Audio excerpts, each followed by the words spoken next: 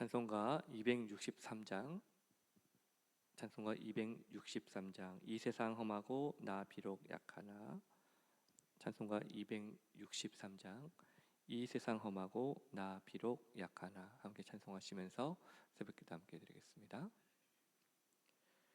이 세상 험하고 나 비록 약하나, 늘 기도 힘쓰면 큰 권능 얻겠네.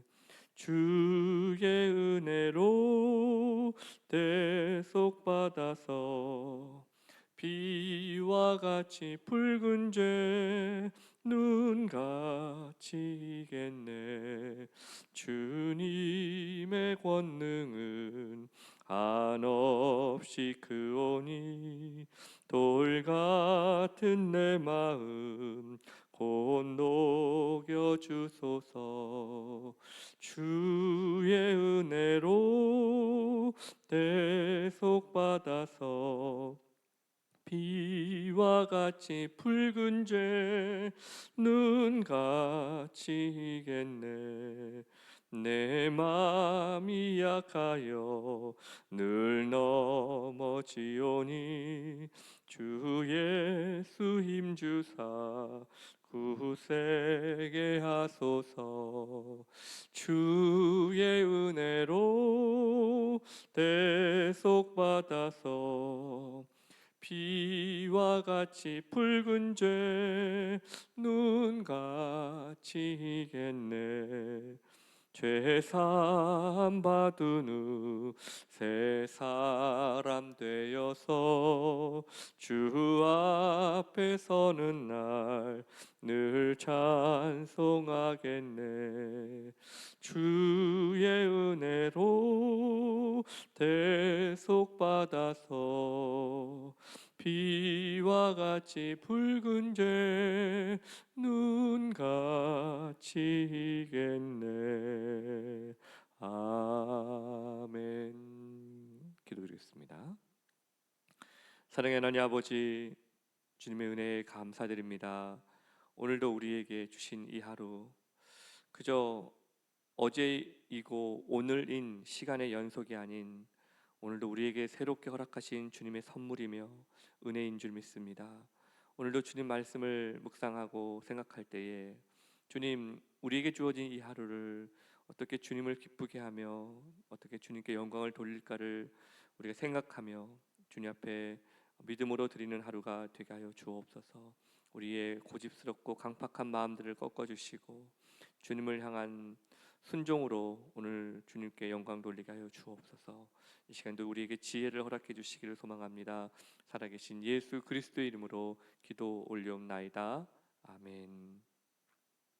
하나님 말씀 함께 보겠습니다. 하나님 말씀은 사도행전 26장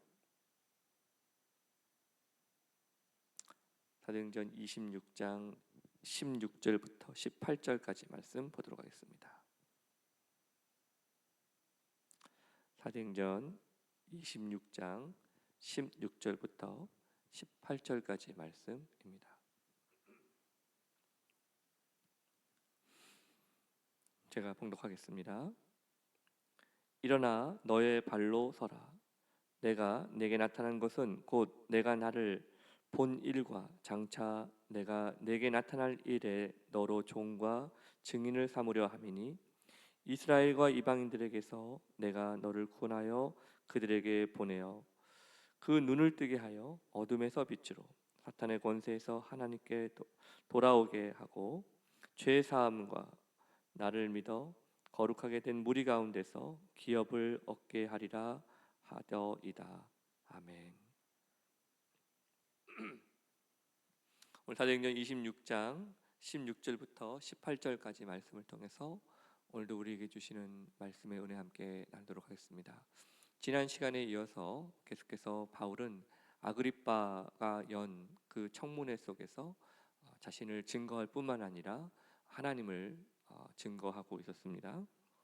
하나님을 증거하는 이 바울이 어떤 사람이었습니까? 바울은 대제사장들에게 고난을 받고 그 고난을 위임받아서 다메섹으로 가 그곳에 있는 그리스도인들을 붙잡아 형벌을 주기 위해 당당히 가고 있었던 길이었습니다. 그러나 그 다메섹 길 가운데에 바울은 빛으로 임하신 예수님을 만나게 되었고, 그 예수님과의 만남 속에서 그의 인생은 180도 바뀌었습니다.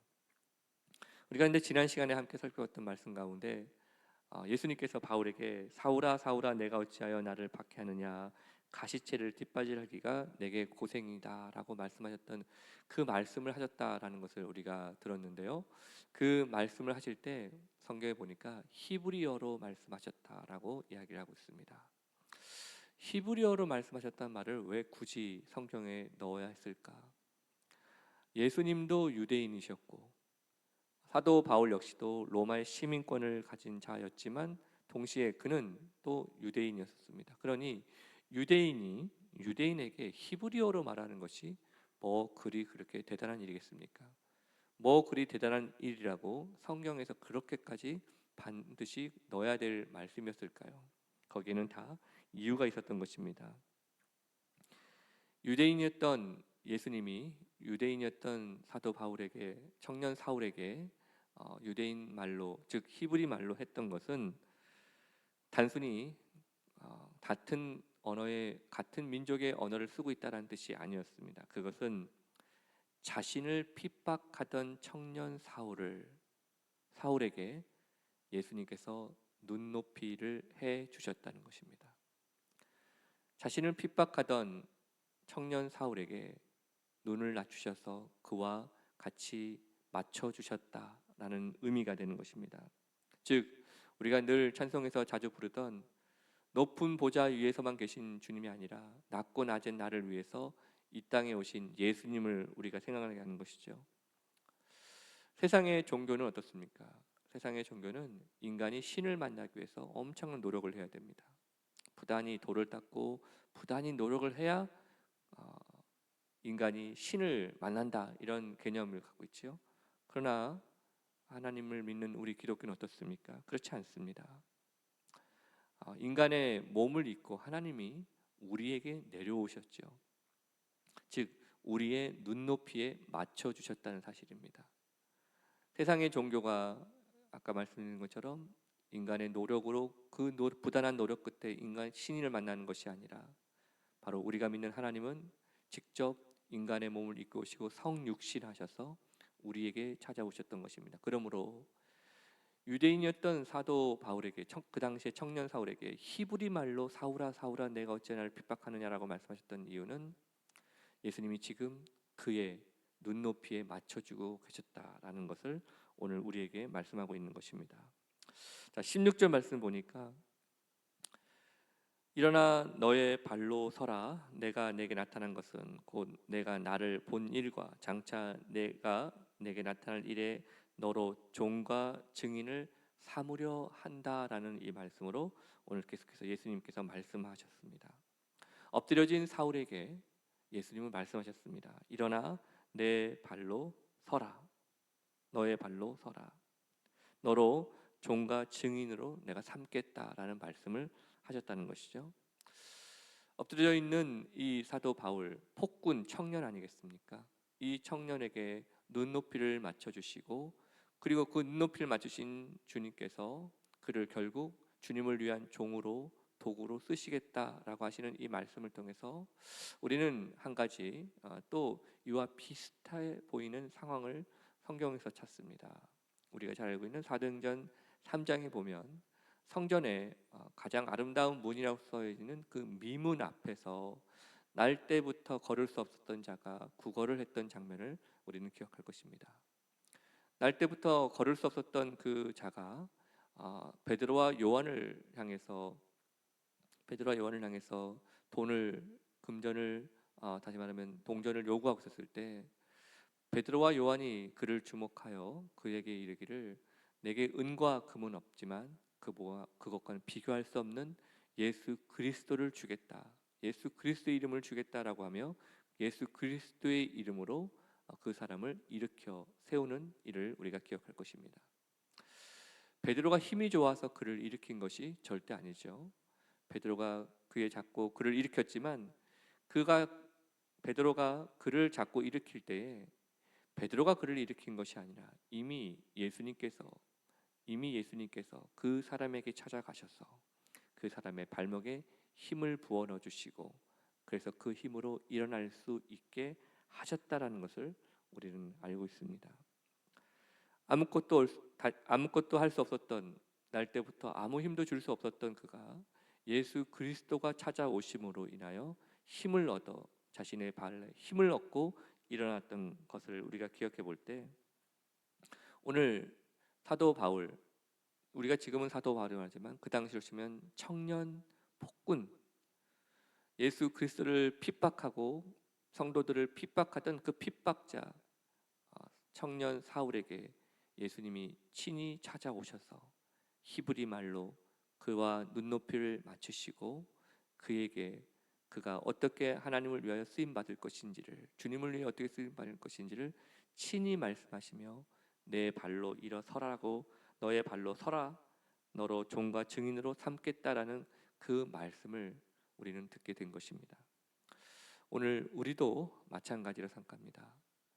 여러분, 우리가 하나님 앞에 지금 이런 이 모습으로 신앙생활을 할 수 있기까지는 우리의 힘과 우리의 능력으로 이 자리에 서 있는 것이 아닙니다. 주님께서 우리에게 찾아오셨고 우리의 눈높이를 맞춰주시며 우리에게 말씀을 주시고 우리에게 지혜와 믿음과 용기를 주셨기 때문입니다. 우리가 그 믿음을 가지고 오늘 살아가기 때문에 오늘도 우리에게 주어진 이 삶은 예수님께서 바울을 삼으셨던 그 이유, 내가 너를 나의 종과 증인으로 삼겠다는 그 말씀이 오늘 우리에게도 똑같이 적용되는 말씀인 것입니다.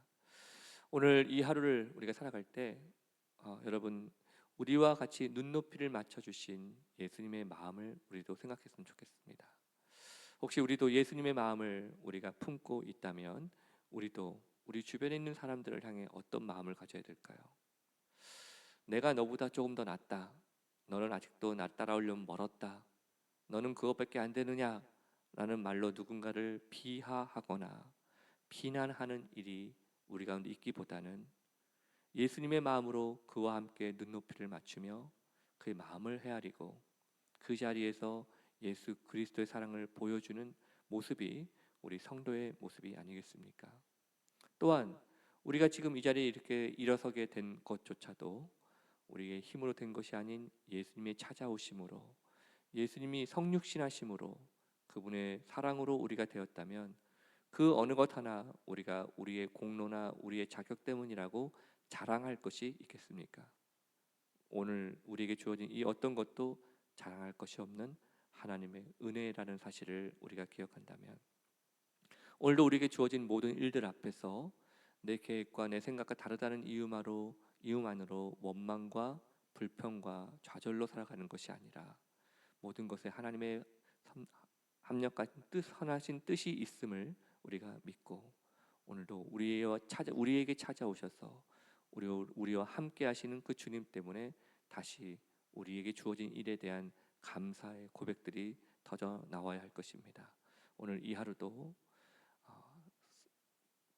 청년 폭군 사울에게 찾아오셔서 히브리 말로 그에게 눈높이를 맞춰주시고 그에게 힘을 주셨던 그 예수님의 마음이 우리에게도 있음을 깨닫고 오늘도 그 주님 마음을 사모하는 마음으로 오늘도 주님을 닮아가는 귀하고 복된 하루가 되시기를 주님의 이름으로 축복합니다. 기도하시겠습니다. 사랑의 하나님 아버지, 감사합니다. 오늘도 하나님의 은혜로 여기에 있습니다. 주 은혜로 우리가 여기에 서 있습니다. 우리의 힘으로 서 있는 것이 아니라 주님이 우리에게 은혜를 주셨기에, 힘을 주셨기에 서 있습니다. 폭군이었던 청년 사울에게 친히 찾아오시고 그와 눈높이를 맞추며 히브리 말로 말씀하셨던 주님, 오늘 우리의 삶에도 동일하게 지금도 역사하시는 주님이 우리와 함께 하심을 믿기에 그 어느 것 하나 당연하게 나에게 주어진 것이 아닌 하나님의 은혜요 선물임을 깨닫고 오늘 우리에게 주어진 일 속에 내 뜻과 내 생각과 다르다는 이유로 원망하고 좌절하는 것이 아닌 다시 한번 주님 앞에 감사의 고백을 올려드리는 주님을 찬양하는 하루가 되게 하여 주옵소서. 특히 나와 생각이 다르다는 이유로 다른 누군가를 비하하거나 비난하는 일이 우리 삶 가운데 멈춰지게 하시고 오직 예수 그리스도의 마음으로 누군가를 바라보며 대할 수 있는 주님 마음 허락하여 주옵소서. 감사드리며 살아계신 예수 그리스도의 이름으로 기도 올리옵나이다. 아멘. 하늘에 계신 우리 아버지여, 이름이 거룩히 여김을 받으시오며 나라 임하옵시며 뜻이 하늘에서 이룬 것 같이 땅에서도 이루어지이다. 오늘날 우리에게 일용할 양식을 주옵시고 우리가 우리에게 죄 지은 자를 사하여 준 것 같이 우리 죄를 사하여 주옵시고 우리를 시험에 들게 하지 마옵시고 다만 악에서 구하옵소서. 내게 나라와 권세와 영광이 아버지께 영원히 있사옵나이다. 아멘. 기도하겠습니다.